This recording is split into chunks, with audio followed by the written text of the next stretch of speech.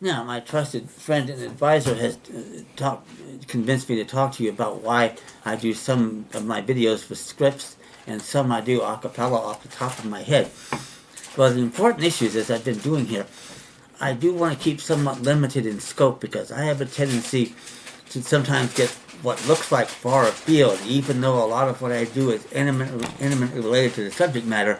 You won't be in a position early on to know that, as you will be after you study more, and if you get my materials, my constitutional defense document packets at youwinnincourt at gmail.com, then you'll have the factual foundation and legal basis to follow it more carefully.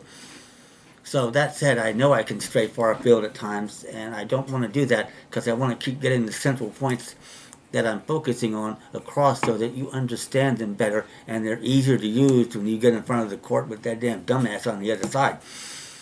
The acapella ones I do are kind of commentaries, often on current events and subjects that come up.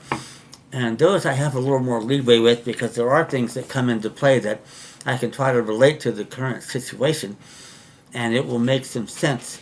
And those sometimes I'm going to follow up later with other videos with more specifics so that you'll get a better overview of it at a later time. But as a rule, I just know, and it's so easy for me to run on.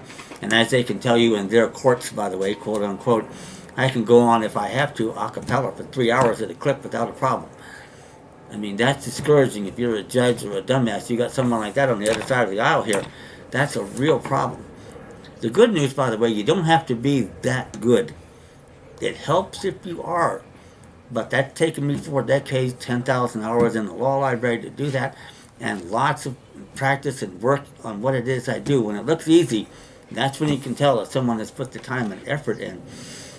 And you can do the same thing, and that's why you get my materials. You won't have to put 10,000 hours in the law library like I did.